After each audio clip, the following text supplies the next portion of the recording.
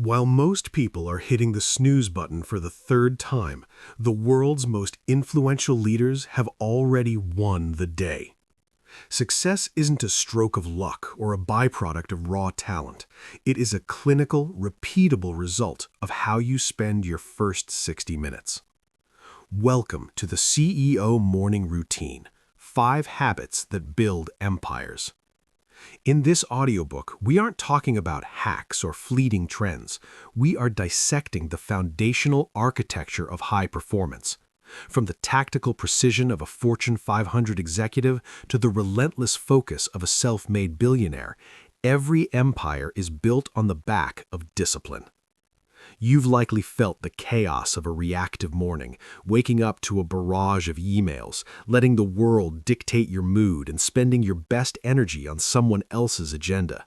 That ends today. We are shifting from defense to offense.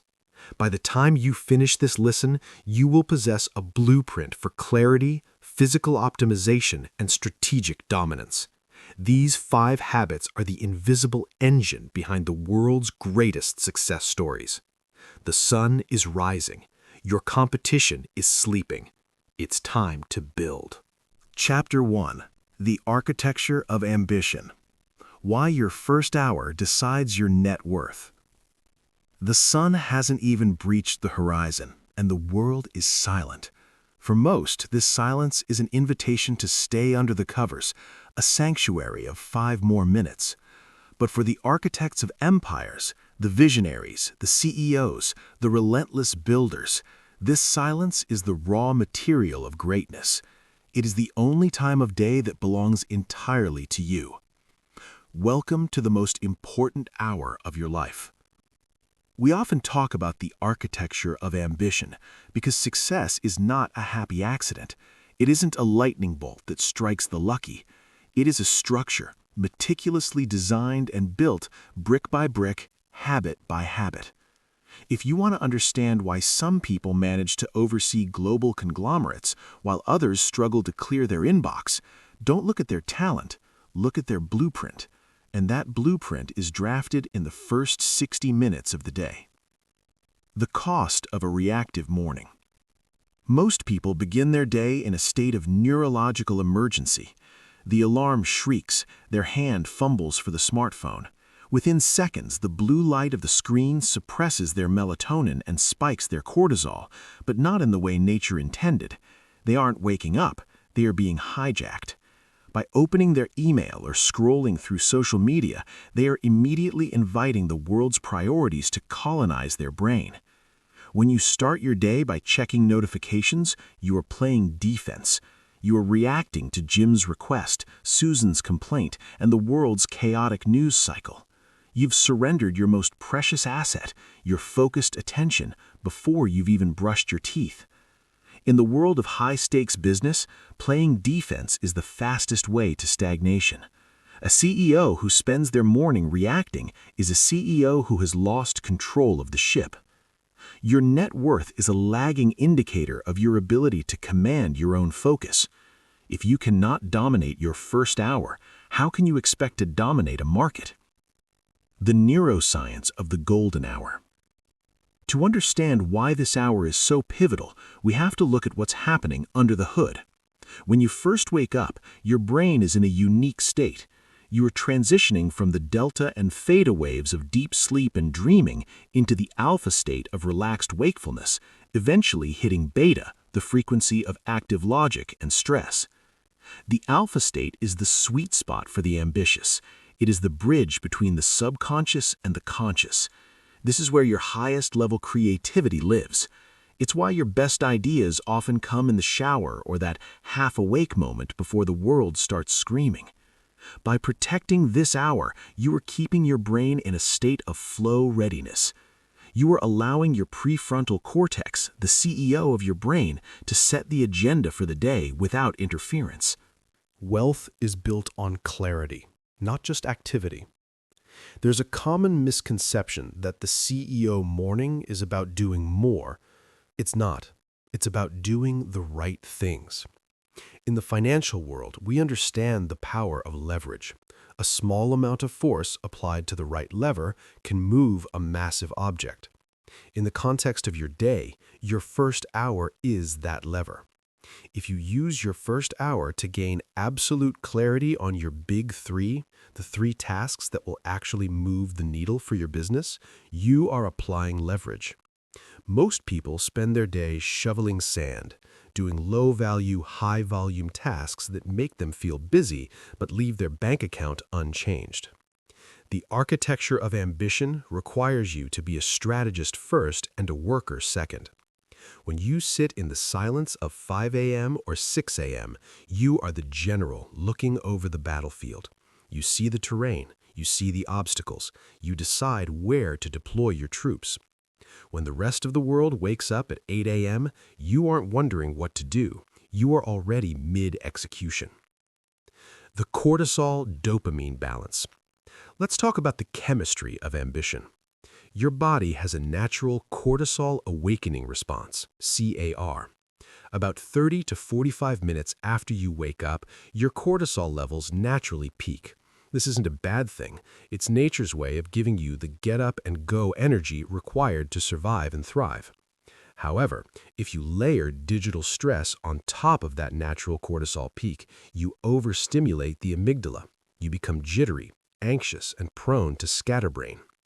The elite CEO routine uses this natural cortisol spike to fuel internal output rather than external input. Instead of letting that energy turn into anxiety, you channel it into physical movement or deep strategic thinking. You're effectively hacking your biology to ensure that your energy is high but your stress remains low. The compound interest of discipline. You don't build an empire in a day. You build it by winning enough days in a row. Think of your morning routine as a financial compound interest curve. On day 1, waking up an hour early to read, meditate, or strategize doesn't feel like it's changing your life. It feels difficult and, frankly, a bit lonely. But by day 100, the gap between you and the person who hit snooze starts to widen. By year 3, the gap is an ocean. The person who owns their morning has 365 more hours of strategic thinking per year, a nervous system that is trained for calm under pressure, a subconscious mind that believes, I am the type of person who does what I say I will do. That third point is the secret ingredient of wealth, self-efficacy. When you keep a promise to yourself before the sun is up, you build an unshakable confidence. When you walk into a boardroom at 2 p.m., that confidence is still there. You aren't just a CEO because of your title. You are a CEO because you've already proven your leadership to the toughest critic you'll ever face, yourself. The blueprint for your first hour. In the chapters to come, we will dive into the specific habits, the how-to of the empire-building morning. But before we get to the tactics, you must accept the philosophy. Your time is your capital. If you were a venture capitalist, would you invest $1,000 every single morning into a company that had no plan, no leadership, and simply reacted to whatever was happening in the market? Of course not. You'd call that a failing enterprise. Yet that is exactly what people do with their time, the only currency that cannot be printed or earned back.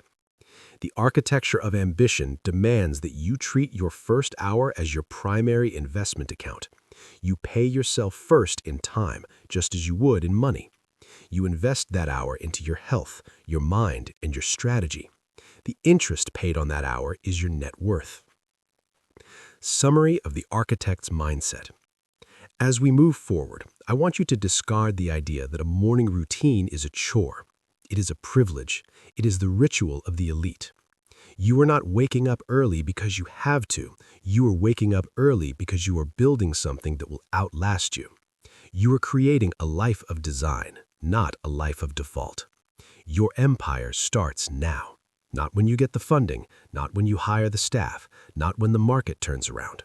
It starts the moment you open your eyes and decide that the first hour of the day belongs to the king, not the kingdom.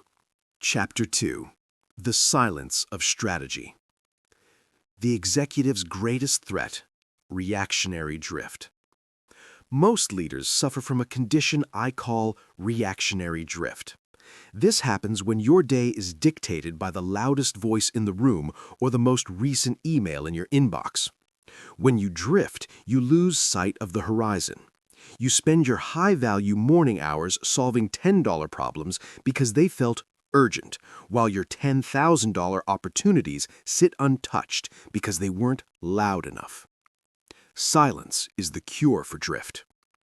By carving out a period of total stillness before the noise begins, you create a buffer. This buffer allows you to distinguish between what is urgent and what is important. In the silence, the important reveals itself. The long-term pivot, the innovative product feature, the difficult but necessary conversation. These thoughts require a quiet environment to surface. They are shy. They won't compete with a ringing phone. The physics of focused thought. Think of your mind as a lake. During the day, the wind of emails and meetings whips the surface into whitecaps.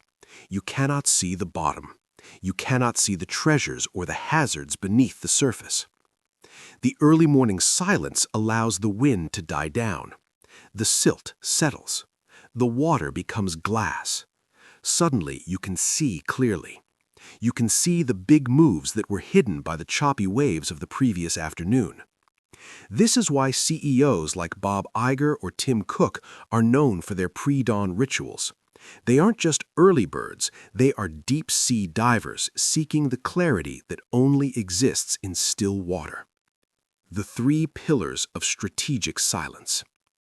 To master this chapter of your morning, you must implement 3 specific types of silence: environmental, digital, and internal. 1. Environmental silence, the sanctuary. An empire cannot be planned in a crowded hallway. You need a designated space, a war room, or a simple corner of your home where the physical environment signals to your brain it is time to think. This space should be clear of clutter. Clutter is visual noise. It triggers the brain to think about unfinished tasks. In your sanctuary, you are not a doer, you are a thinker. Keep a physical notebook and a pen. There is a cognitive connection between the hand and the brain that a keyboard cannot replicate. Writing your strategy by hand forces a slower, more deliberate pace of thought.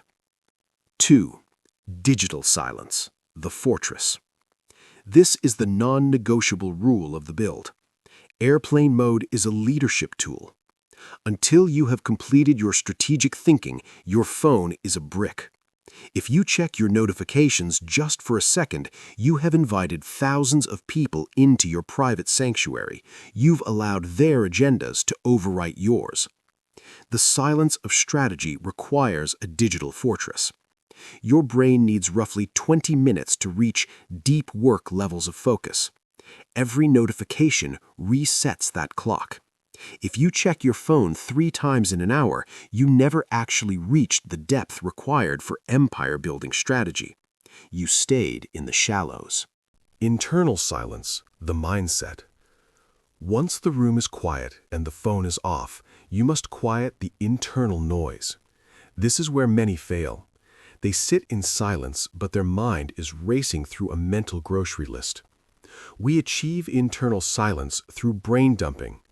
Before you try to think strategically, take 5 minutes to write down every noise in your head. Pick up dry cleaning, call the lawyer, fix the website bug.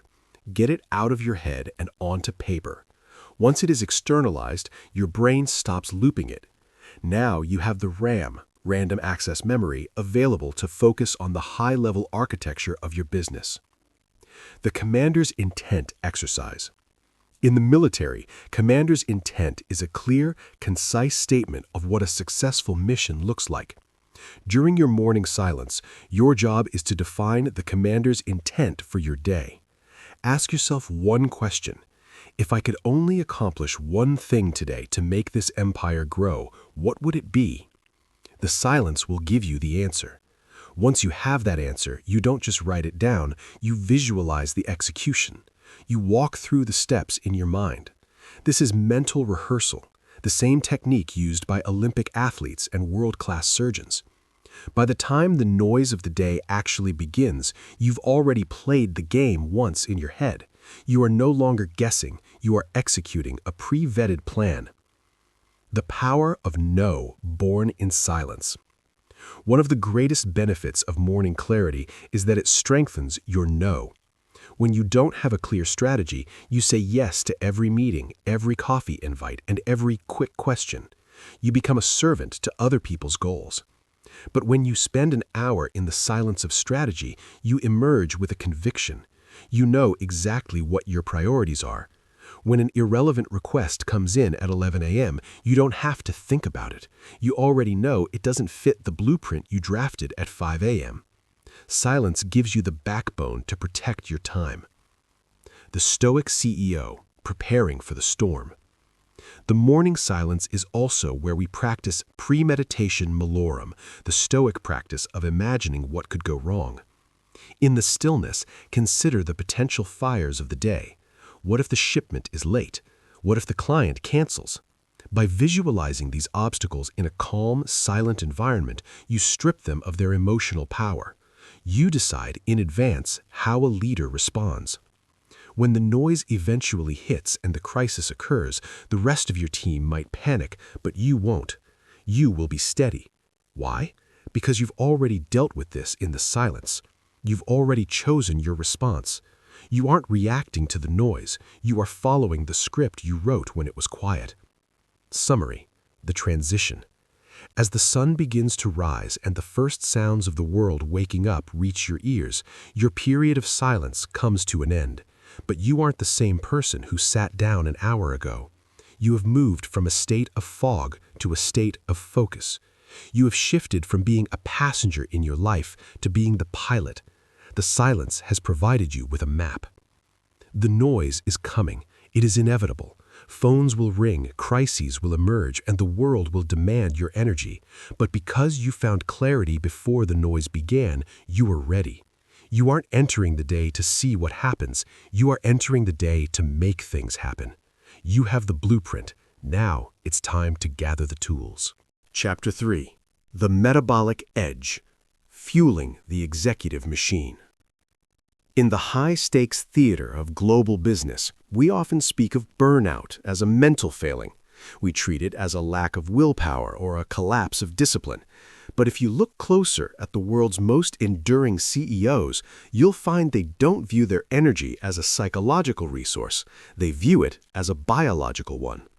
Welcome to the Metabolic Edge. Your brain, though it accounts for only 2% of your body weight, consumes roughly 20% of your total daily energy.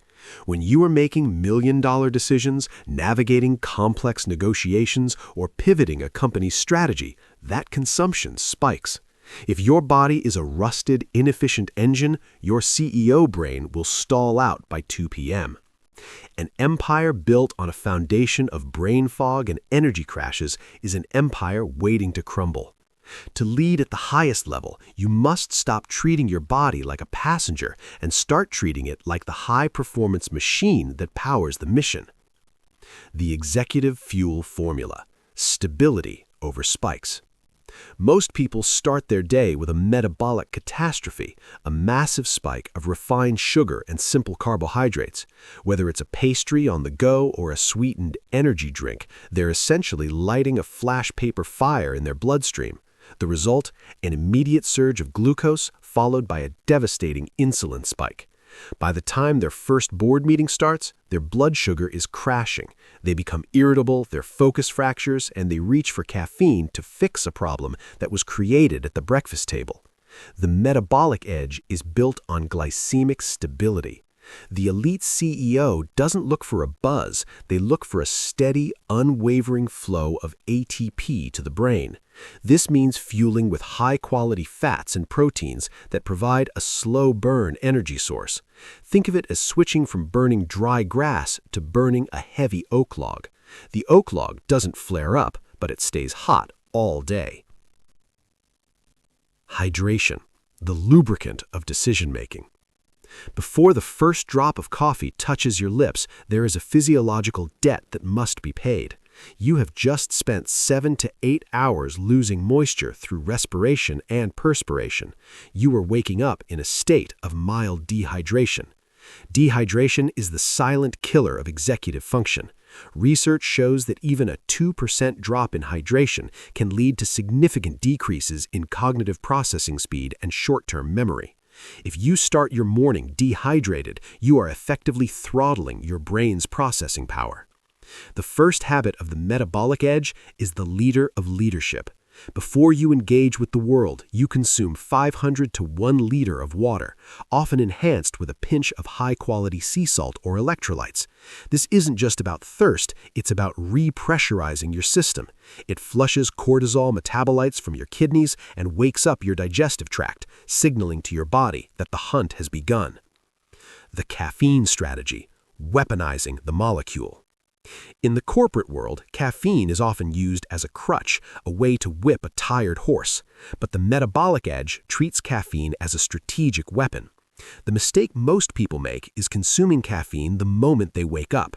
This interferes with your body's natural adenosine clearance. Adenosine is the chemical that builds up in your brain throughout the day to make you feel sleepy. When you wake up, you still have a drunken fog of adenosine that needs to be cleared naturally by your internal systems. If you dump caffeine into your system immediately, it blocks the adenosine receptors without clearing the chemical.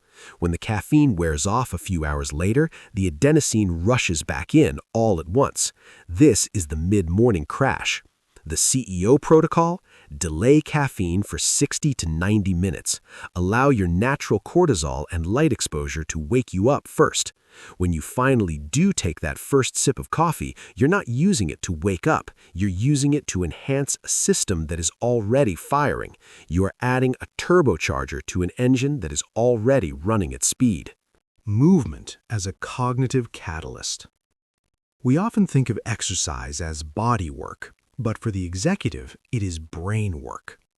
When you engage in morning movement, whether it's a high-intensity interval session, a heavy lift, or a brisk walk in the sunlight, you are triggering a flood of BDNF, brain-derived neurotrophic factor.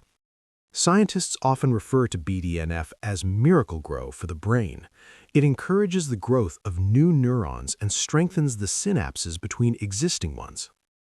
Movement also serves as a stress inoculation. By pushing your heart rate up and challenging your muscles at 6:30 a.m., you are teaching your nervous system how to handle physical stress while remaining mentally calm. When a crisis hits at 3 p.m., your body recognizes the physiological state of stress, but because you've already conquered stress in the gym that morning, your mind remains steady. You've trained your metabolic edge to stay sharp when the heat is on. Thermal stress, the executive reset. Many of the world's top-performing CEOs, from Silicon Valley to the financial hubs of London, have turned to thermal stress as a morning ritual, specifically the cold plunge. Stepping into a 45-degree, 7 degrees Celsius bath or freezing shower is the ultimate metabolic hard reset. It triggers a massive release of norepinephrine, a neurotransmitter responsible for focus, vigilance, and mood. This isn't a temporary spike. Norepinephrine levels can remain elevated for hours after the cold exposure. More importantly, it builds vagal tone. The vagus nerve is the highway between your brain and your internal organs. By forcing yourself to breathe calmly while in freezing water, you are manually overriding your fight or flight response. This is the highest form of executive training, the ability to maintain logic and calm while your biology is screaming in discomfort. The role of micronutrients in macro success. While calories are the fuel, micronutrients are the software that tells your body how to use that fuel. The executive machine requires specific cofactors to produce the neurotransmitters needed for leadership. Magnesium for managing the stress response system. Omega-3 fatty acids, the structural building blocks of your brain's gray matter. Vitamin D, the hormonal master switch that regulates energy and mood. A CEO who is deficient in these basics is like a Ferrari running on low-quality oil. You might get down the road, but the friction will eventually destroy the engine. The metabolic edge involves a clinical approach to supplementation, not as a magic pill, but as a way to ensure the biological software is running without glitches. Digestion and the second brain. We cannot talk about the metabolic edge without mentioning the gut-brain axis. Your gut contains more neurons than your spinal cord. If your morning meal causes inflammation or digestive distress, your brain will spend resources managing that internal fire instead of focusing on your business. The empire builder's breakfast is usually light or non-existent, intermittent fasting. By staying in a fasted state through the morning, you keep your blood in your brain and muscles rather than diverting it to your stomach for heavy digestion. This creates a state of predatory focus. Evolutionarily, we are most alert when we are hungry, when we are on the hunt. By leveraging this biological drive, you can tackle your most difficult strategic tasks with a level of sharpness that a person who just ate a heavy breakfast simply cannot match. Summary: the physical foundation of the empire. You may have the best strategy in the world, Chapter 2, but if you don't have the metabolic energy to execute it, that strategy is just ink on paper. Your net worth is directly tied to your energy net worth. If you are constantly overdrawn on energy, you will make poor decisions, you will lose your temper, and you will miss the subtle cues that define a great leader. The metabolic edge is the commitment to being the most vibrant, energized person in every room you enter. It is the realization that your health is not a hobby, it is your most important business asset. You've primed your mind in the silence. You've fueled the machine for the hunt. Now it is time to turn that energy toward the work that matters. Chapter 4. Deep Work Priming. Moving from reactive leadership to proactive leadership. You have mastered the silence. You have fueled the machine. Your brain is firing on all cylinders, bathed in the neurochemistry of high performance. Now comes the most critical inflection point of your day. Where do you aim the weapon? In the modern corporate landscape, busy is the most dangerous four-letter word. Most leaders spend their lives in a state of high-speed, shallow work, answering emails, attending status meetings, and putting out fires. They feel productive because their heart rate is up and their inbox is shrinking, but at the end of the year, the empire hasn't grown. They've merely maintained the status quo. Deep work priming is the process of shifting your cognitive gears from the shallow waters of administration to the deep ocean of high-leverage creation. It is the transition from being a reactive manager to becoming a proactive architect. The economy of attention. We must begin with a cold, hard truth. Your attention is a finite resource. In the same way a startup has a burn rate of capital, your brain has a burn rate of focus. Every time you switch tasks from a complex financial model to a quick text message, you pay a cognitive tax known as attention residue. When you switch from task A to task B, your brain doesn't move 100% of its processing power immediately. A significant portion of your mental energy remains stuck on the previous task. If you spend your morning jumping between 5 different tabs and 3 different conversations, you are operating at roughly 50% of your actual intelligence. To build an empire, you cannot afford to be half smart. Deep work priming is about clearing the residue and dedicating 100% of your cognitive capital to your lead domino, the one task that, if completed, makes everything else easier or unnecessary. The threshold of resistance. Every CEO knows the feeling of sitting down to tackle a massive, daunting project, a new merger, a brand overhaul, a long-term strategy, and suddenly feeling an overwhelming urge to check the news or clean their desk. This is the resistance. Your brain is an energy-conserving organ. Deep work is metabolically expensive. It requires massive amounts of glucose and intense neural firing. Your lizard brain perceives this effort as a threat and tries to distract you with safe, easy, shallow tasks. Priming is the art of bypassing this resistance. You don't wait for the mood to strike. You use a ritualistic on-ramp that signals to your biology, the hunt has begun. We are going deep. The 90-minute rule, the executive sprint. The deep work prime follows the natural rhythms of the human brain, specifically the ultradian rhythm. Just as we have 90-minute sleep cycles, we have 90-minute cycles of high-frequency brain activity during the day. The elite routine involves one and only one uninterrupted 90-minute block of deep work before any meetings or emails. This is your CEO Power Hour. During this time, you are not a manager, you are a creator. If you can win this 90-minute sprint, you have already outpaced 99% of your competition. While they are still waking up and reacting to the world, you have already moved your lead domino.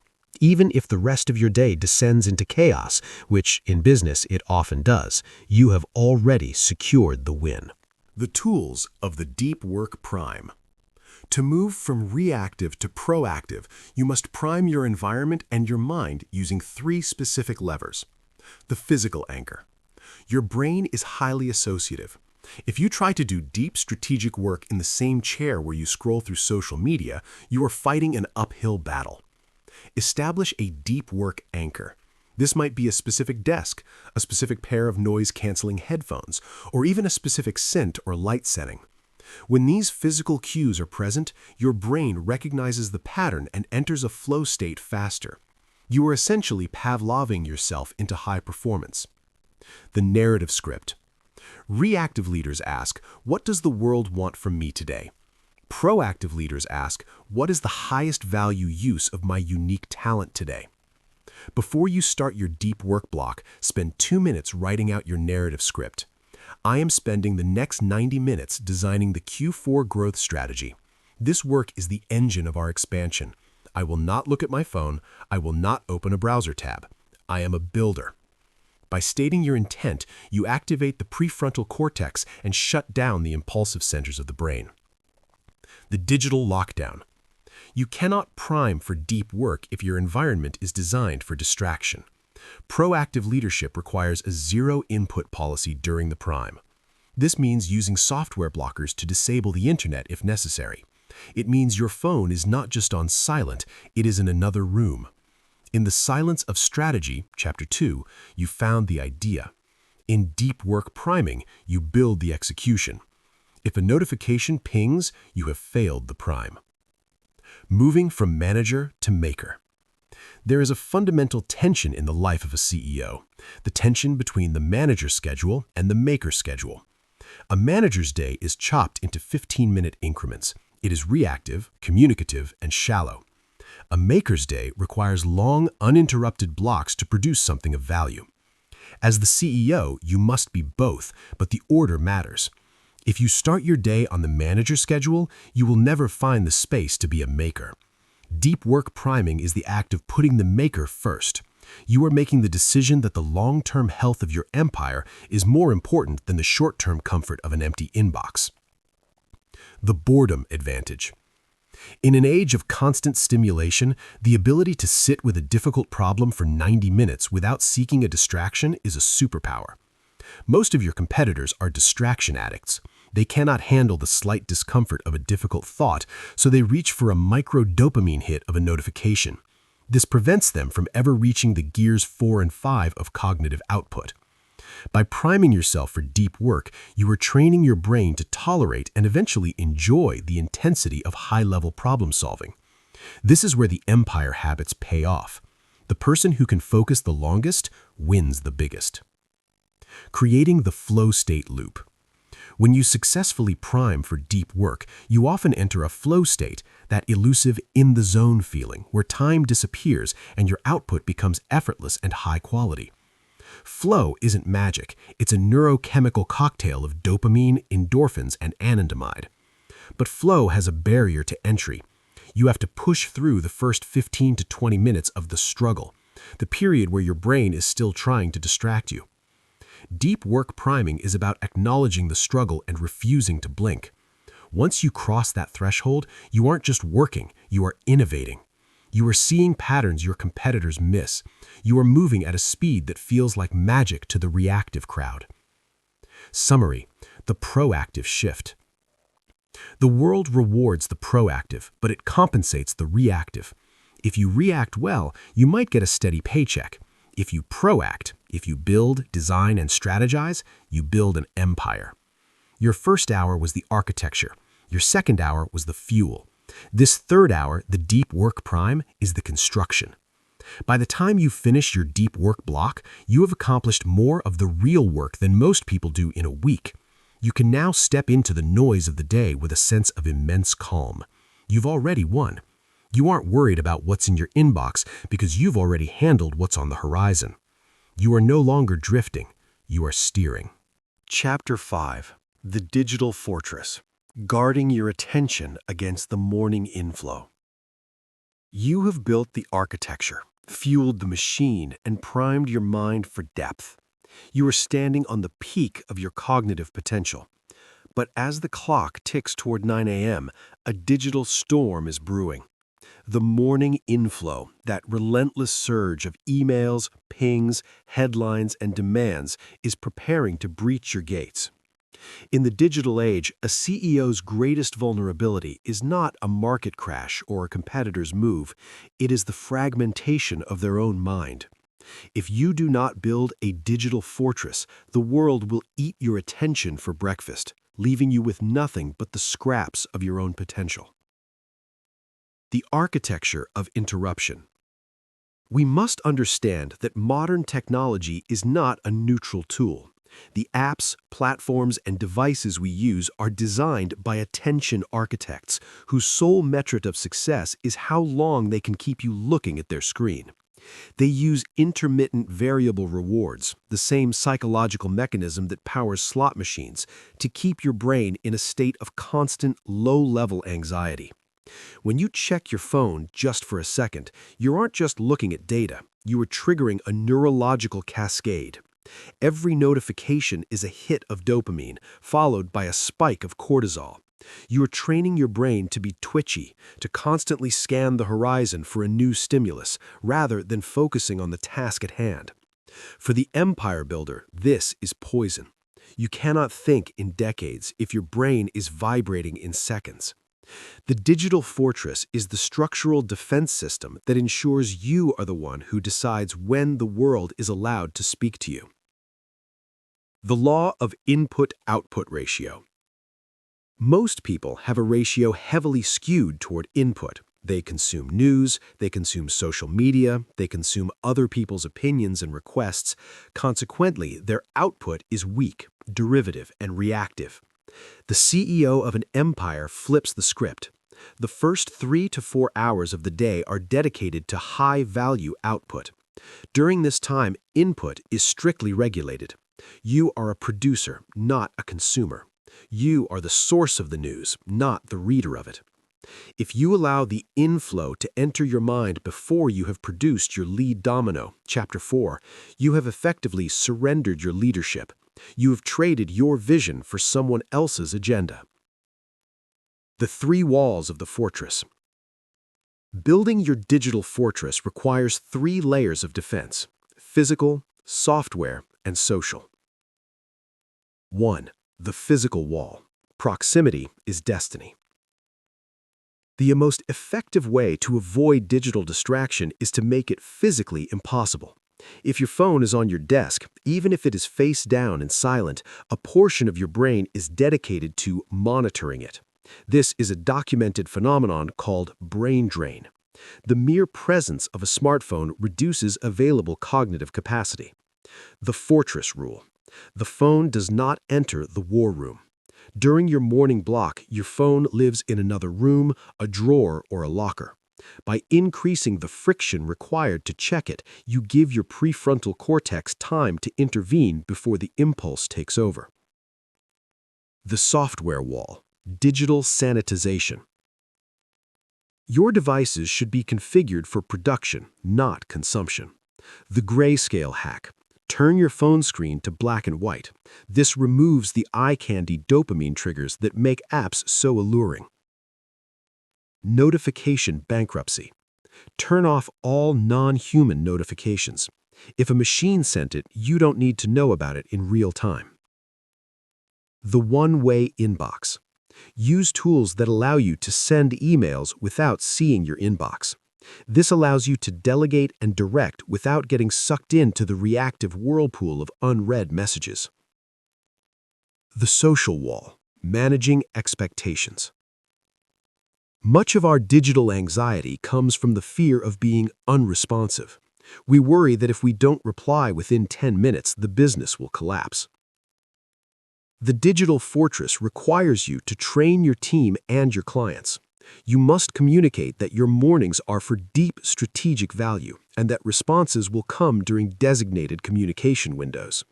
When you stop being instantly available, people stop bringing you instantly solvable problems. They start thinking for themselves. By guarding your attention, you aren't just helping yourself, you're empowering your organization to become more autonomous. The cognitive shadow of the news cycle. One of the most dangerous components of the morning inflow is the news cycle. Most CEOs feel they need to be informed the moment they wake up. They check the markets, the headlines, and the controversies. However, the news is almost always designed to trigger a fear response. It activates the amygdala.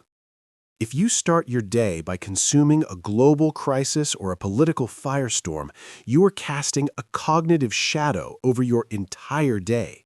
Your brain will be looking for threats rather than opportunities. The empire builder knows that if something is truly world-changing, they will hear about it soon enough. By delaying the news until the afternoon, you protect the alpha state, Chapter 1, of your brain. You stay in the world of possibility rather than the world of panic. Strategic batched communication. The digital fortress is not about being a hermit, it's about batching. Instead of checking your email 20 times a day, which creates 20 cycles of attention residue, you check it twice. You open the gates of your fortress at 11:30 a.m. and 4:30 p.m. During these windows, you are a communication machine. You process, you delegate, and you decide. Because you have a dedicated time for this, you can do it with 100% of your focus. You aren't multitasking email while trying to write a strategy. You are doing one thing at a time, at a world-class level. The dopamine reset. Finding joy in the build. When you first implement the digital fortress, it will feel uncomfortable. You will feel bored. You will reach for a phantom phone in your pocket. This is a withdrawal symptom. But after a few days, something miraculous happens. Your dopamine baseline begins to reset.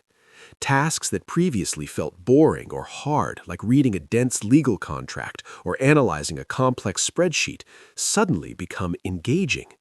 Without the constant hyperstimulation of the morning inflow, your brain regains its ability to find satisfaction in the real work. This is the competitive advantage. While everyone else is chasing the next notification, you are finding deep, quiet joy in the act of building your empire. Protecting the afternoon slide. The digital fortress isn't just for the morning, it's about preventing the afternoon slide. When we let the digital world in too early, we exhaust our willpower by midday.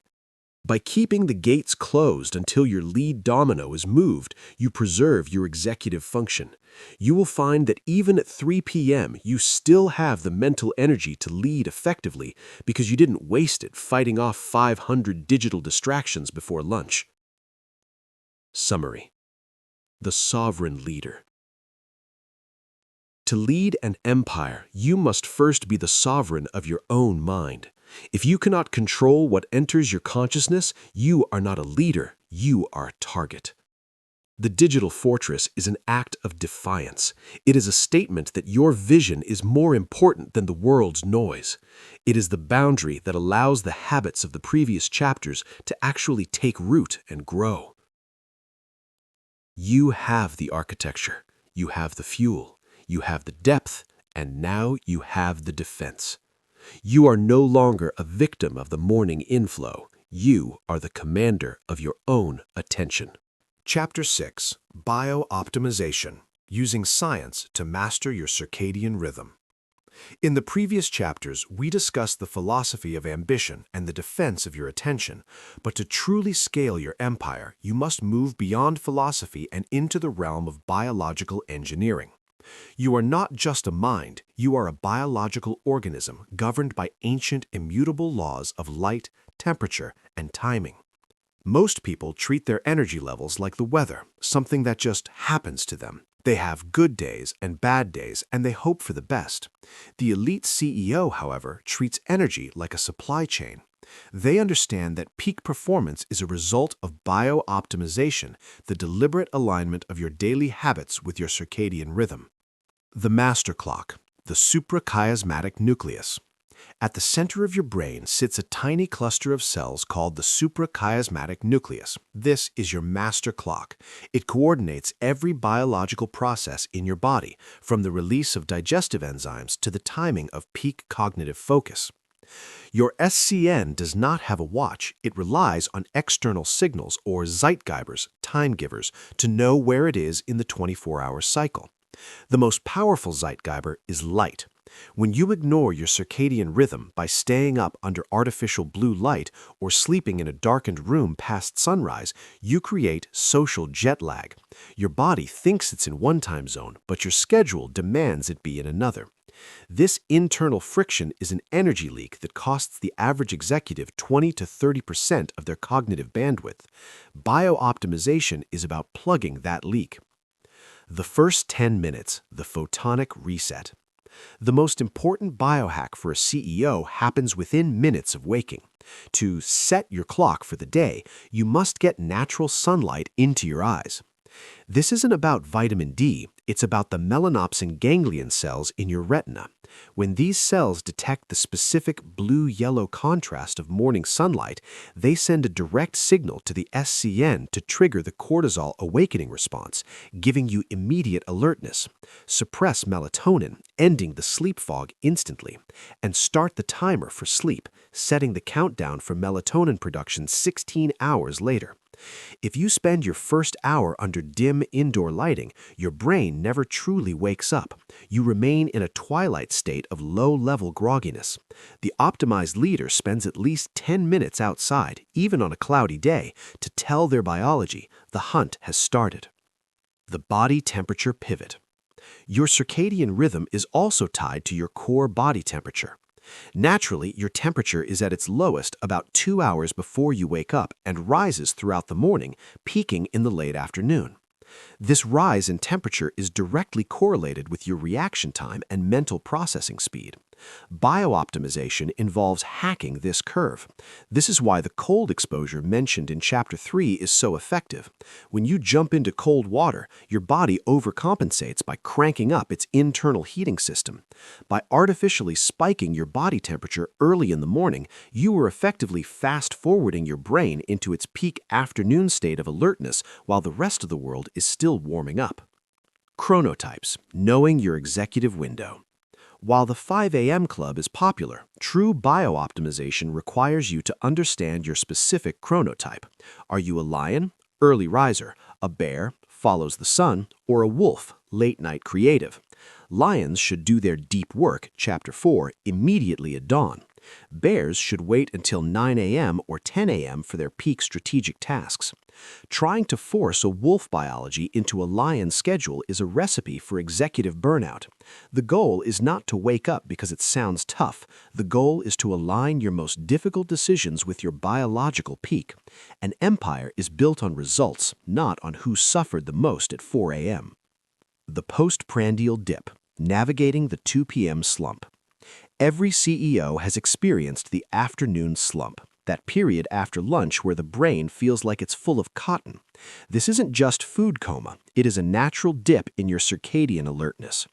The reactive manager tries to fight this with more caffeine or sugar, which leads to a crash during the evening commute. The optimized leader leans into it. This is the time for low cognitive load tasks. In the morning, you were an architect. In the afternoon dip, you were an administrator. Use this time for the digital inflow, Chapter 5, routine meetings, or physical chores. By matching the difficulty of the task to your biological energy, you maintain a high level of efficiency without burning out your nervous system. Adenosine management and sleep pressure. To win the morning, you must first win the night. We cannot discuss biooptimization without discussing adenosine. From the moment you wake up, adenosine begins building in your brain. This is sleep pressure. The longer you are awake, the more adenosine you have, and the more pull you feel towards sleep. The bio-optimized routine ensures that your morning light exposure and physical activity are intense enough to clear the previous night's adenosine completely. If you have lingering adenosine, you will make tired decisions. You will lack the metabolic edge, Chapter 3, required to dominate your market. Blue light and the evening fortress. If morning light is the gas pedal, evening light is the emergency brake. As a CEO, your brain is your greatest asset, but it is also a sensitive instrument.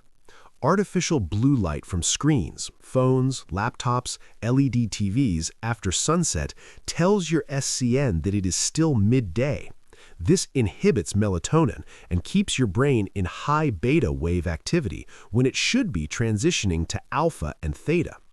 The result? You might sleep for 8 hours, but the quality of that sleep is poor. You won't reach the deep restorative stages where your brain flushes out metabolic waste, the glymphatic system. Biooptimization requires a digital sunset. 2 hours before sleep, the digital fortress expands. You switch to warm amber lighting or wear blue light blocking glasses. You are signaling to your biology that the empire is secure and it is time for the maintenance crew, sleep, to take over. Supplementing the rhythm. While habits are the foundation, the optimized leader uses smart supplementation to fine-tune their circadian clock. Magnesium threonate for crossing the blood-brain barrier to calm the nervous system at night. L-theanine to smooth out the jittery edges of caffeine and promote focused calm. Vitamin D3K2 taken in the morning to mimic the hormonal effects of sunlight. These are not performance enhancers in the traditional sense, they are stabilizers. They ensure that your internal chemistry stays within the executive zone, regardless of the external stresses of the business day. The feedback loop, wearable data. In the past, we had to guess how our biology was performing. Today, the CEO has access to real-time data. Tools like the Oura Ring, Whoop, or Apple Watch allow you to track your heart rate variability, HRV. HRV is the gold standard for measuring your readiness. It tells you how recovered your nervous system is. On days when your HRV is low, the optimized leader pivots. They might shorten their deep work block or skip the high-intensity workout in favor of more silence of strategy, Chapter 2. This is not taking it easy, it is strategic load management. You wouldn't drive a car with a red-lining engine into a cross-country race. You wouldn't push an under-recovered brain into a high-stakes negotiation. You use the data to ensure that when you do step into the arena, you are at 100% capacity. Summary: the biological advantage. Biooptimization is the final layer of the empire blueprint. It turns your morning routine from a series of to-dos into a cohesive, science-backed system for human excellence. When you master your circadian rhythm, you stop fighting against your own biology. You stop trying to willpower your way through the day. Instead, you ride the natural waves of your energy. You are alert when you need to be sharp, and you are calm when you need to recover. The CEO who is bio-optimized has a massive advantage over the CEO who is merely hard-working. One is a machine running on friction.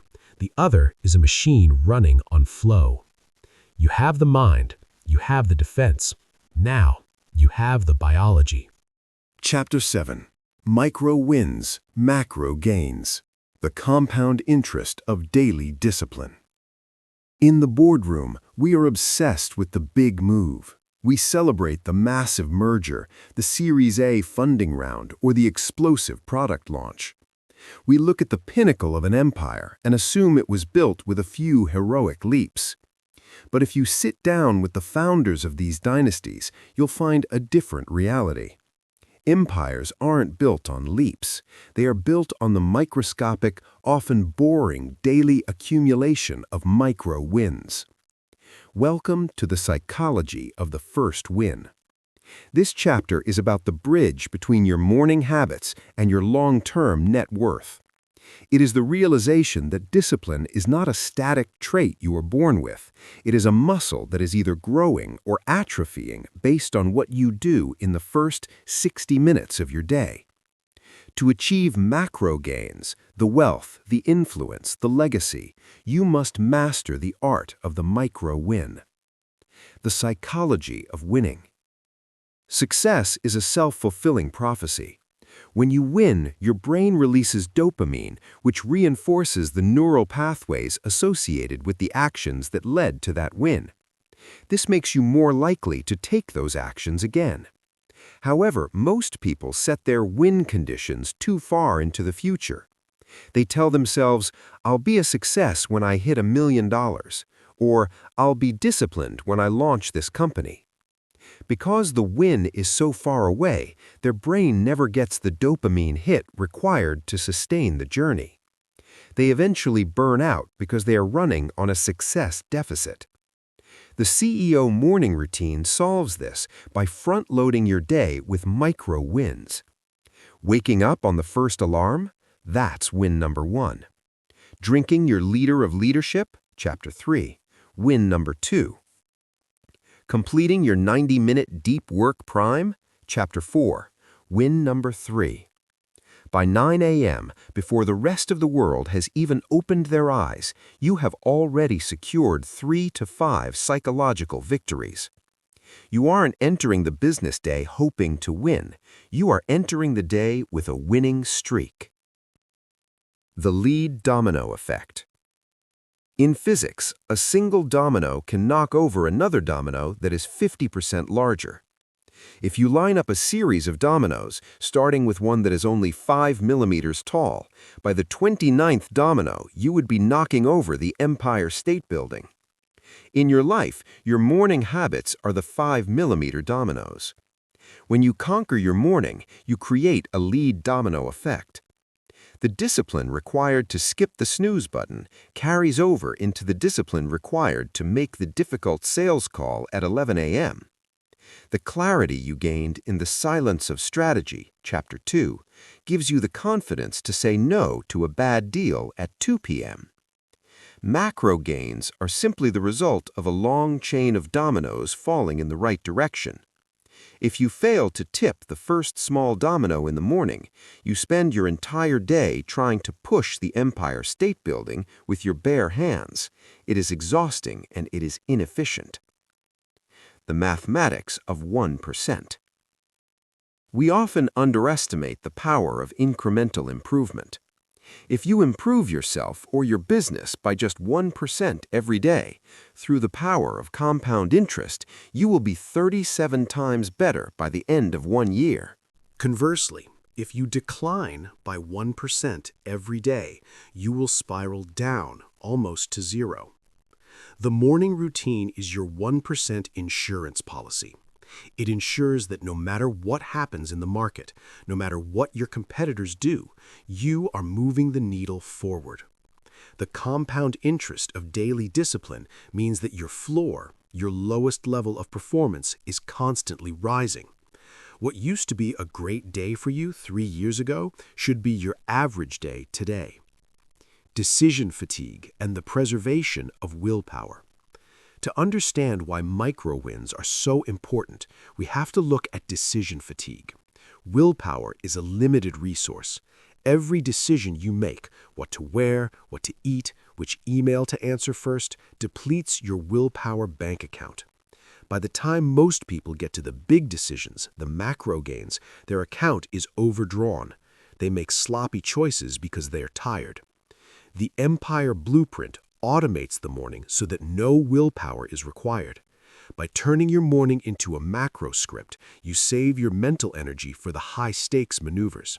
You don't have to decide to be disciplined. The routine carries you. You are using the momentum of your micro-wins to protect your cognitive capital for the moves that truly matter. The aggregation of marginal gains. In the world of elite sports, Sir Dave Brailsford transformed the British cycling team using a philosophy called the aggregation of marginal gains. He looked for 1% improvements in everything: the pillows the athletes slept on, the type of massage gel they used, the dust-free environment of the mechanic's truck. As a CEO, you must apply this to your morning. The micro-win of a clean desk reduces visual noise by 1%. The micro-win of a 5-minute stretch increases blood flow to the brain by 1%. The micro-win of a gratitude practice reduces baseline cortisol by 1%. Separately, these things are negligible. Together, they create an unbeatable executive. When you step into a negotiation, you aren't just bringing your talent, you're bringing the cumulative weight of 1,000 marginal gains. You are pre-optimized for victory. Overcoming the gap. One of the hardest parts of building an empire is the gap, the space between where you are and where you want to be. When you look at the gap, it feels overwhelming. It feels impossible. Micro-wins are the only way to navigate the gap without losing your mind. Instead of obsessing over the $10 million target, you obsess over the process. You tell yourself, I cannot control the market, but I can control my 5 a.m. wake-up call. By focusing on the micro-win, you shift your locus of control internally.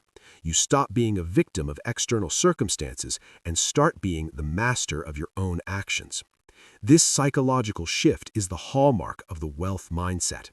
Wealthy people focus on the inputs they can control. The poor focus on the outputs they cannot. The identity shift, becoming the builder. The ultimate macro gain of a morning routine isn't the work you get done, it is the identity you forge. Every time you complete your morning habits, you are casting a vote for the type of person you are.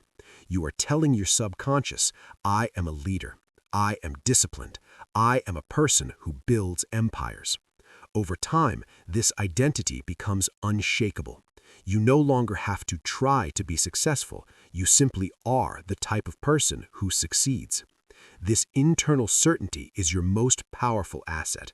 When the market crashes or your top employee quits, your identity remains intact. You don't panic because you know your foundation is built on the micro-wins of 1,000 mornings. Summary: the long game. We live in a world that demands instant gratification. We want the macro gain today. But empires are ancient things. They are built to last centuries, not seconds. The architecture of ambition requires a long-term perspective. You must be willing to do the small, unimportant things perfectly, day after day, with the absolute faith that they are compounding in the background. The first hour of your day is the seed. The micro-wins are the water and the sunlight. The macro gains are the forest that eventually grows. You have the biology, the defense, and the depth. Now you have the patience. You understand that your net worth is simply a reflection of your self-worth, and your self-worth is built one micro-win at a time. Chapter 8. The Emotional Audit. Cultivating a Stoic Mindset for the Boardroom. In the high-pressure environment of leadership, the greatest threat to your empire isn't a competitor's move, a sudden market shift, or a regulatory hurdle. It is your own emotional volatility. A CEO who reacts with anger to a setback or with reckless euphoria to a temporary win is a CEO who is compromised. To lead at the highest level, you must perform a daily emotional audit. This is the practice of emotional regulation, rooted in the ancient principles of Stoicism. It is the deliberate process of detaching your internal peace from external chaos. In the boardroom, Clarity is your primary currency, and you cannot have clarity if your mind is clouded by the fog of reactive emotion. If you cannot lead yourself through a crisis of feeling, you cannot lead a team through a crisis of business. The dichotomy of control. The foundation of the emotional audit is a concept known as the dichotomy of control. At any given moment, particularly when the stakes are high, you must be able to ruthlessly categorize everything in your environment into two distinct buckets. The internal bucket, things you control, your thoughts, your intentions, your morning rituals, and, most importantly, your chosen response to any given event. The external bucket, things you do not control, the economy, the weather, your competitors' strategies, the opinions of others, and the results of past actions. The audit requires you to stop wasting cognitive capital on the second bucket. When you worry about things outside your control, you're essentially burning your most precious resource for zero return. The elite leader focuses 100% of their emotional energy on their own execution. If a deal falls through, the Stoic CEO doesn't ask, "Why did they do this to me?" but rather, "What is my most effective next move?" Premeditatio malorum, the mental fire drill. In your morning audit, you should practice premeditatio malorum, or the premeditation of evils. This is not an exercise in pessimism, it is an exercise in strategic invincibility. You sit in silence and visualize the potential fires of your day. A key employee resigning, a server crash during a launch, or a scathing review from a major publication. By visualizing these obstacles in a calm, controlled environment, you strip them of their shock value. You decide in advance how a leader responds to such events. You draft the mental script for composure. When the crisis inevitably hits at 2 p.m. while everyone else is panicking, you remain steady. You aren't reacting with fear because you've already experienced the event in your mind. You are simply following a pre-vetted plan. The objective perspective, the view from above. Emotional turmoil almost always stems from being too close to the problem. We treat a temporary dip in monthly revenue as a personal catastrophe because we are looking at the data through a microscope. The emotional audit involves a technique called the view from above. You mentally zoom out from your desk to your office building, to your city, to the timeline of human history. From this height, the unprecedented crisis of the day looks like a microscopic grain of sand. This shift in perspective restores your logic. It allows you to see the problem for what it is, a data point to be solved, not a disaster to be suffered. The gap between stimulus and response. In the world of high-stakes negotiation, the person who reacts first often loses. Between a stimulus, what happens to you, and your response, how you react, there is a space. In that space lies your power, your freedom, and your profit. The morning audit is designed to widen that space. Through meditation, journaling, or focused breathing, you train your nervous system to pause. Instead of an immediate, hot emotional reaction to a negative email, you develop a cool, calculated response.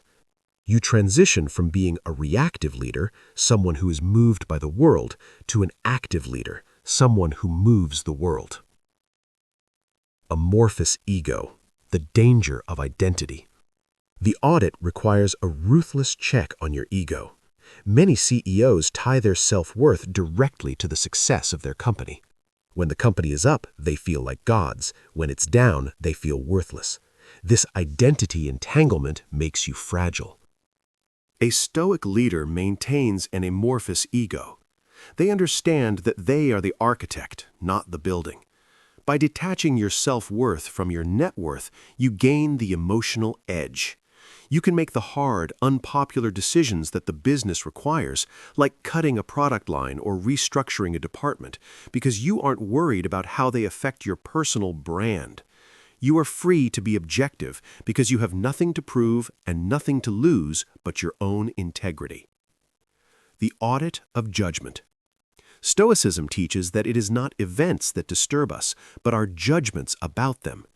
Event: a competitor launches a similar product. Judgment A: they are going to destroy us, we are too slow. Result: panic and bad decisions.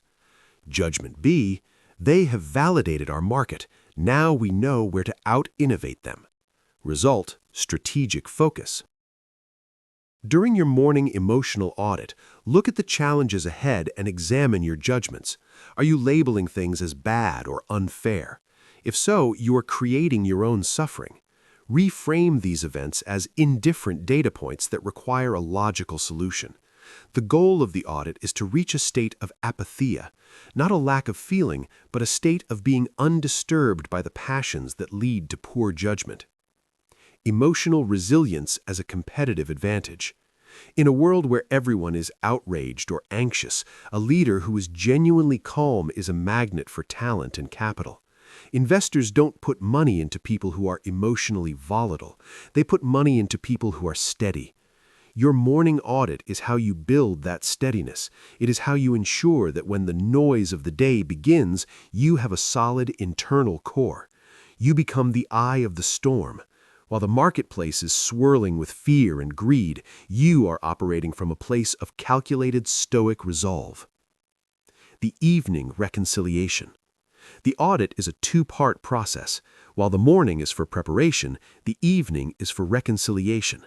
Before you sleep, you ask yourself, where did I lose my cool today? Where did I let my ego drive a decision? What did I do well, and what will I do better tomorrow? This creates a feedback loop of continuous emotional improvement. You stop repeating the same reactive mistakes. You become more surgical in your leadership. You begin to treat the boardroom not as a place of stress, but as a laboratory for your own character development. Summary: the sovereign leader. To lead an empire, you must first be the sovereign of your own mind. If your emotions can be manipulated by a headline or a disgruntled client, you are not a leader, you are a puppet of external circumstances.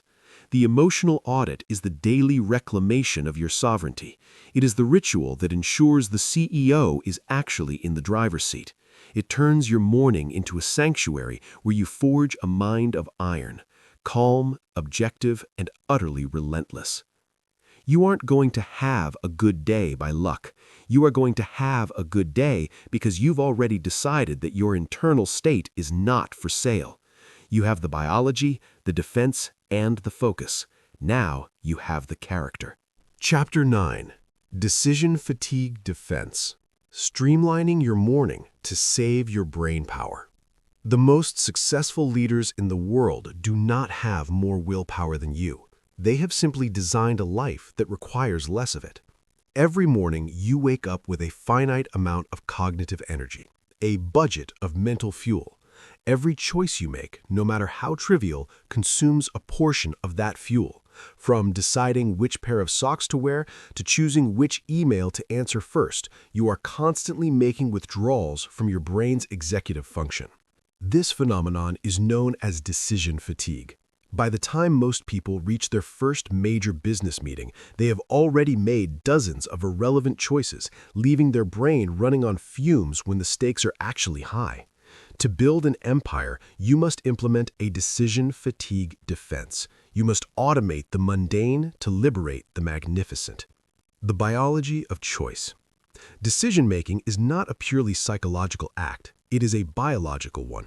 The prefrontal cortex, the part of the brain responsible for logic, impulse control, and strategic planning, is a metabolically expensive organ. It burns through glucose at a rapid rate. Research has shown that as we make more decisions throughout the day, the quality of our choices deteriorates. This is why judicial fatigue is a real phenomenon, where judges are less likely to grant parole as the day goes on, and why you are more likely to make a reactive rather than a proactive business decision late in the afternoon. A CEO's primary job is to make high-quality decisions. Therefore, any choice that does not move the needle of your empire is a distraction. The decision fatigue defense is about creating a frictionless morning where the first 3 hours of your day are essentially on autopilot. The power of routine automation. Think of your brain as a computer with limited RAM. If you have dozens of background apps running, like what should I eat for breakfast or where are my car keys, your processing speed for your primary app, your business, will be sluggish. Automation is the act of closing those background apps. 1. The uniform of leadership. There is a reason Steve Jobs wore a black turtleneck and jeans every day, and why Mark Zuckerberg is known for his gray t-shirts. They weren't making a fashion statement, they were protecting their cognitive capital. By removing the daily choice of what to wear, they saved their decision-making power for product design and global strategy. You don't need to wear a uniform, but you should have a decision-free closet. Prepare your attire the night before. Don't look for a shirt in the morning. Simply put on the shirt you've already chosen. 2. The nutritional blueprint. The same principle applies to your fuel. Don't wake up and wonder what's in the fridge. That is a low-value decision that wastes high-value energy. Establish a standard executive breakfast or practice intermittent fasting so the question of what's for breakfast is answered permanently. The night before staging area. The battle for a productive morning is won or lost at 9 p.m. the previous evening. The decision fatigue defense relies on the staging area, a physical space where everything you need for the first hour of your day is laid out and ready. Your leader of leadership, Chapter 3, places on your nightstand. Your war room materials, Chapter 2, notebook open, pen ready. Your deep work prime, Chapter 4, your lead domino task written down on a sticky note. When you wake up, your brain shouldn't have to find anything. It should simply follow the path you've already cleared. This reduces the activation energy required to start your routine. If you have to hunt for your gym shoes, you are 50% more likely to skip the workout. If you have to search for a file, you are 50% more likely to check your email instead of doing deep work. Filtering the inflow of options. We live in an age of infinite options. For a CEO, this is a curse. The more options you have, the more energy you spend sorting them. The decision fatigue defense involves creating filters that reduce your options before they ever reach your consciousness. Outsource the minor. If a decision can be made by an assistant or software tool, it should be. The hell yes or no rule. If an opportunity or request doesn't immediately strike you as a hell yes, the default decision is no. This prevents the maybe category from clogging up your mental RAM. Rule-based living. Instead of deciding whether to attend a social event, have a rule. I don't attend networking events on weekday mornings. The rule makes the decision for you. Eliminating micro-decisions. Micro-decisions are the death by 1,000 cuts of productivity. They are the tiny, almost invisible choices that pepper our morning. Should I check my phone now or in 5 minutes? Should I have one more cup of coffee? Which route should I take to the office? Individually, they are meaningless. Collectively, they are exhausting. The Empire Blueprint seeks to eliminate these by creating a standard operating procedure for your life. When you have an SOP, you don't decide what to do, you simply execute the procedure. This preserves your willpower bank account for the 1 p.m. negotiation, where every word counts and every choice has a dollar value. The first 3 priority system. One of the most fatiguing things for a leader is an endless to-do list. Looking at 50 tasks creates a state of analysis paralysis, where the brain is so overwhelmed by the number of choices that it shuts down. The defense against this is the first 3 system. During your evening staging, you identify the 3 and only 3 tasks that are allowed to occupy your mind in the morning. Everything else is hidden. By narrowing your focus, you reduce the internal noise and make it easier to enter a flow state. You aren't choosing between 50 things, you are executing 3. Digital decision defense. As we discussed in the Digital Fortress, your devices are designed to force you into making 1,000 tiny decisions. Do I click this? Do I like that? Do I reply to this comment? Every scroll is a decision to keep looking. Every swipe is a decision to move on. This is why you feel tired after 30 minutes on social media, even though you haven't done anything. You have made hundreds of micro decisions. To defend your brain power, use analog mornings. Keep the digital world behind the fortress wall until your high-value work is done. By staying in the analog world, you keep your brain in a linear mode rather than a fragmented mode. Linear thinking is the hallmark of the CEO. Fragmented thinking is the hallmark of the consumer. The role of physical order. There is a direct correlation between your physical environment and your decision-making capacity. Clutter is a visual to-do list that your brain is constantly processing. I should file that. I should clean this. I wonder what's in that box. Even if you're not consciously thinking about the clutter, your brain is making micro-decisions about whether to ignore it. A minimalist war room is a decision fatigue defense in itself. It provides a clean slate for your mind to project its own vision rather than reacting to the chaos of the environment. Summary: the freedom of the routine. To the outsider, a strict, automated morning routine looks like a prison. They see the lack of spontaneity as a lack of freedom. But the elite leader knows the truth. Routine is the path to freedom. By automating the mundane, you free your mind to be spontaneous where it actually matters, in innovation, in leadership, and in strategy. You don't want to be creative about what you eat or what you wear. You want to be creative about how you dominate your industry. The decision fatigue defense is the insurance policy for your intellect. It ensures that when you walk into the boardroom, your brain is fresh, your fuel is high, and your focus is sharp. You aren't tired from the morning. You are just getting started. You have the biology, the defense, the depth, and the character. Now you have the efficiency. Chapter 10. The Forever Routine. Scaling your habits as your empire grows. You've reached the final stage of the blueprint. You have learned to architect your ambition, fuel your biological machine, defend your attention, and audit your emotions. But as every CEO knows, the only thing more difficult than reaching the top is staying there. Success brings with it a paradox. The more your empire grows, the more the world tries to dismantle the very habits that got you there. As your company scales from 10 employees to 1,000, or your revenue moves from 6 figures to 8, the noise doesn't just increase, it multiplies.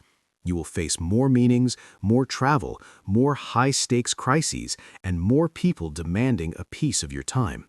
This is where most leaders fail. They treat their morning routine as a startup phase activity, believing that once they make it, they can relax. In reality, the opposite is true. The larger the empire, the more vital the foundation. Welcome to the Forever Routine. This is about the art of scaling your discipline to match your growth. The maintenance of excellence. In engineering, there's a concept called structural fatigue. A bridge that can easily carry 100 cars may begin to crack when it has to carry 10,000. Your morning routine is the bridge that carries your leadership. If you don't reinforce that bridge as the weight of your responsibilities increases, you will eventually experience a catastrophic collapse. The Forever Routine is not a rigid, static list of tasks. It is a dynamic system that evolves with your life. The habits that served you as a solo entrepreneur may need to be adapted when you are a global executive. However, the principles remain immutable. Scaling your habits means finding ways to protect the core of your routine while delegating or streamlining the maintenance of your life. Delegating the low-value maintenance. As your empire grows, your hourly rate as a CEO increases exponentially. In the early days, you might have prepared your own Metabolic Edge breakfast or managed your own digital fortress settings. As you scale, these tasks must be delegated. The Forever Routine requires an executive support system. The nutritionist or chef ensures your Metabolic Edge fuel is ready and waiting so you don't have to think about it. The executive assistant, EA, becomes the gatekeeper of the fortress, filtering the morning inflow so only the most critical red-level alerts reach you. The physical therapist or trainer optimizes your movement and recovery, ensuring your biological machine stays in peak condition as you age. Delegation is not an act of laziness, it is an act of stewardship. You are responsible for the livelihoods of your employees and the satisfaction of your customers. Spending your limited cognitive energy on maintenance tasks that someone else can do better is a disservice to your empire. The mobile war room, adapting to travel. Growth often requires travel. Whether you are opening new offices, meeting with international investors, or speaking at global summits, you will find yourself in different time zones, hotels, and environments. The forever routine must be portable. The elite leader develops a mobile war room protocol. The light anchor, using portable red light devices or specialized glasses to reset your circadian rhythm, Chapter 6, the moment you land.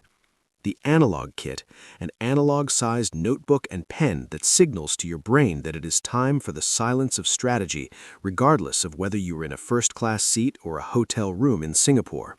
The environment override, requesting specific hotel accommodations, blackout curtains, specific temperatures, to ensure the architecture of ambition remains intact even when you are away from home.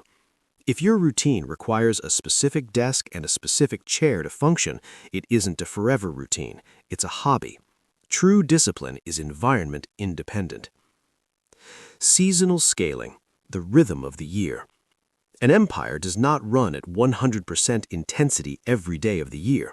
There are seasons of war, product launches, fundraising rounds, and seasons of consolidation, strategic planning, and team building. The forever routine recognizes these seasons. During a war season, your morning might be 100% focused on deep work priming and decision fatigue defense. You might temporarily shorten your meditation or workout to provide more bandwidth for the mission. During a consolidation season, you expand the silence of strategy and the emotional audit. You use the extra space to think 5 or 10 years ahead. By scaling the intensity of different habits based on the season, you prevent burnout and ensure that your leadership is always appropriate for the moment. The legacy mindset, training your successors. The ultimate sign of a scaled empire is that it can function without the constant presence of the founder. The forever routine eventually moves from a personal tool to a cultural pillar. When your team sees that their CEO is disciplined, calm, and proactive, it sets a standard of excellence for the entire organization. You aren't just building a routine for yourself, you are modeling the behavior you expect from your executives. As you grow, you should begin to socialize these habits. Encourage your leadership team to protect their own golden hours. Foster a culture where digital silence is respected and deep work is rewarded. When the habits of the CEO become the habits of the company, the empire becomes truly unstoppable. You are no longer just a leader, you are a culture maker. Guarding against the success trap. The most dangerous time for a CEO is just after a massive win. Success breeds complacency. When the bank account is full and the accolades are pouring in, the lizard brain whispers that you don't need to wake up at 5 a.m. anymore. It suggests that you can afford to react to the world for a while. This is the success trap. The forever routine is your protection against the ego. It is the daily reminder that you are a builder first. By returning to the silence, the cold water, and the deep work every morning, you stay hungry and humble. You remind yourself that the market does not care about what you did yesterday. The market only cares about the value you are creating today. The routine is the equalizer that keeps you grounded while your empire reaches for the sky. The evolution of purpose. As you scale, the purpose of your routine will likely shift. Early stages. The routine is about survival and growth. You need the energy and focus to break through the noise and establish your business. Middle stages. The routine is about optimization and leadership. You need the clarity to manage a team and make complex strategic bets. Legacy stages. The routine is about wisdom and contribution. You use your morning hours to think about your impact on the world, your philanthropic goals, and the legacy you will leave behind. The forever routine adapts to these stages. It remains your holy hour, but the questions you ask in the silence become deeper. The architecture of ambition turns into the architecture of meaning. Summary: the infinite game. You have finished this audiobook, but you have not finished the work. Leadership is not a destination, it is an infinite game. There is no final level where you can stop being disciplined and still expect to remain at the top. The 5 habits we have discussed, the architecture of ambition, the silence of strategy, the metabolic edge, deep work priming, and the digital fortress are the tools of the trade. They are the keys to the kingdom. But they only work if you use them. Your empire is waiting. It is built on the choices you make when the world is still asleep. It is built on the promises you keep to yourself when no one is watching. It is built on the architecture of ambition that you draft every single morning. The sun is rising. The silence is yours. The blueprint is in your hands. It is time to build.